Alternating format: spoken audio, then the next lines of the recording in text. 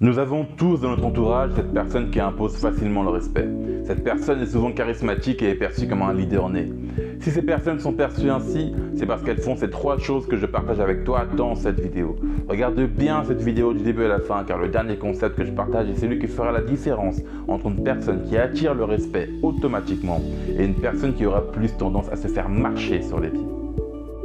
Quelles sont tes limites?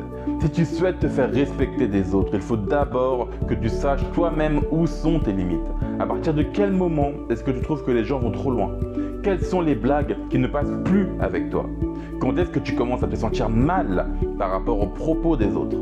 Il faut que tu prennes conscience de tes limites. Ce que tu peux faire dès maintenant, c'est prendre un bout de papier et te remémorer toutes les fois où tu as eu l'impression que les gens ont dépassé les bornes avec toi.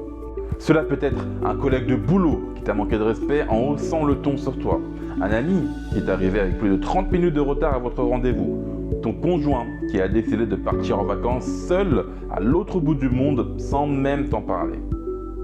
N'hésite pas à réellement faire cet exercice car cela te permettra de mieux comprendre la suite de la vidéo. Une fois que tu as un bon visuel sur les limites à ne pas atteindre avec toi, tu vas pouvoir mieux t'en rendre compte lorsqu'elles sont sur le point d'être franchies et surtout, tu vas pouvoir être en mesure d'imposer tes limites aux autres. Imposer tes limites aux autres, c'est comme avoir un petit panneau stop qui se dresse automatiquement à chaque fois que les gens vont trop loin avec toi.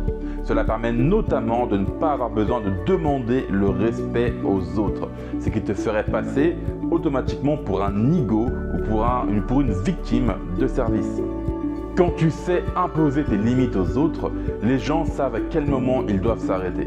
Par exemple, quand j'étais plus jeune, j'ai eu une ex qui arrivait toujours en retard à nos petits rendez-vous galants. C'était comme si elle me négligeait, moi et mon précieux temps libre. Elle avait à chaque fois une bonne excuse, si bien qu'un jour, j'ai dit stop.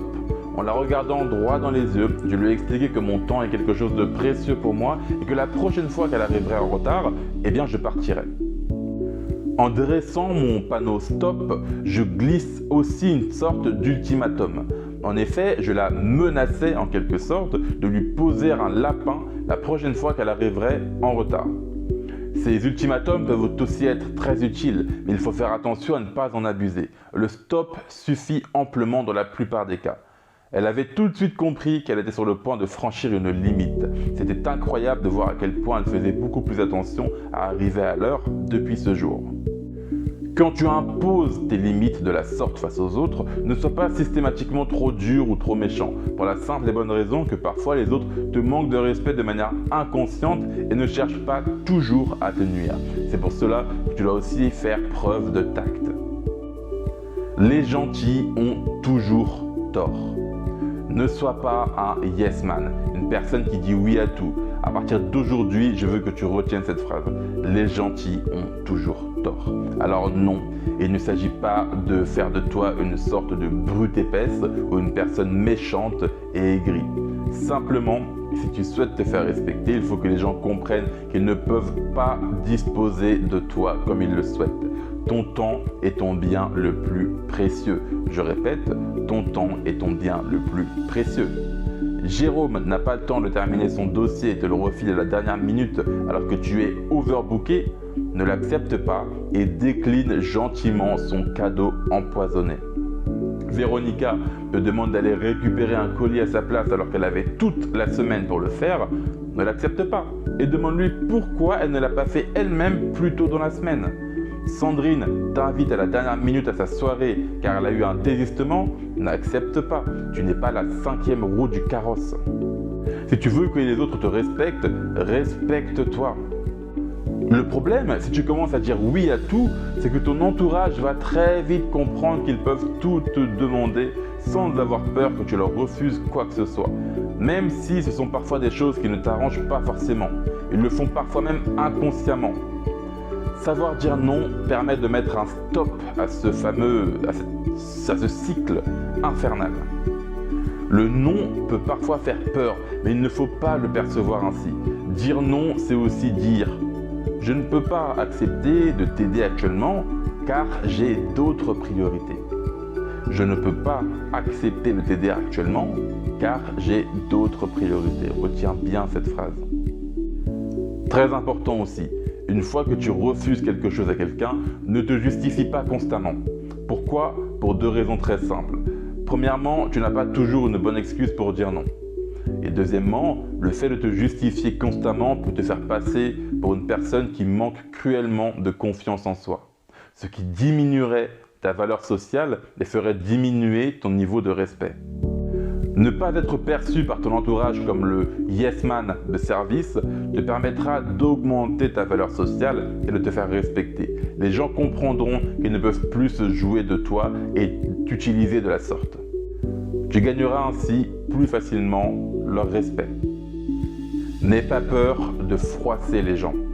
Tu sais, dans le monde du marketing et de l'entrepreneuriat en général, il existe une stratégie qui vise à imposer ses idées, même si elles vont à l'encontre de ce que pense la population générale.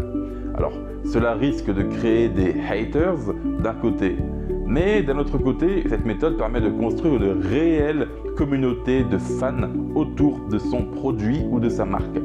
Cette méthode, elle est aussi utilisée en politique, où certains candidats sont détestés par certains, alors qu'ils sont complètement adulés par d'autres.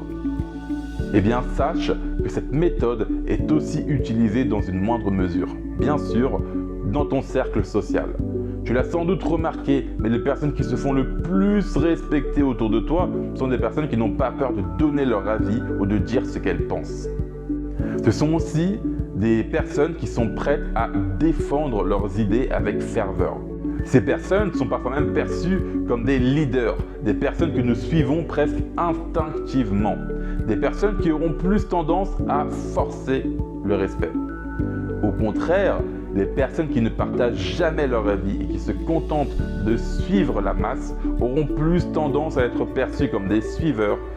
Attention tout de même, je ne demande pas de donner ton avis et ton opinion sur tout et à toute heure de la journée, tout simplement parce que tu risques de passer pour le ou pour la relou de service.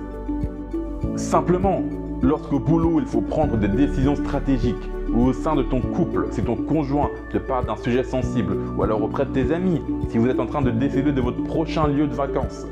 Dans ce genre de situation, ton avis peut être sollicité explicitement ou même implicitement. Alors n'hésite pas à le donner et à défendre ton point de vue. Si tu as toujours été le suiveur ou la personne qui est toujours d'accord avec tout le monde, tu risques de te mettre certaines personnes à dos le jour où tu commenceras à donner ton opinion. Cependant, et d'ailleurs c'est ce qui est le plus important, les autres personnes commenceront enfin à te respecter et surtout à te suivre pour tes idées. Ce seront des personnes qui te respecteront réellement et qui partageront des idées similaires aux tiennes. Si cette vidéo t'a plu et que tu souhaites améliorer tes compétences sociales, n'hésite pas à regarder les autres vidéos de cette chaîne et surtout, abonne-toi. Moi, je te dis à la prochaine.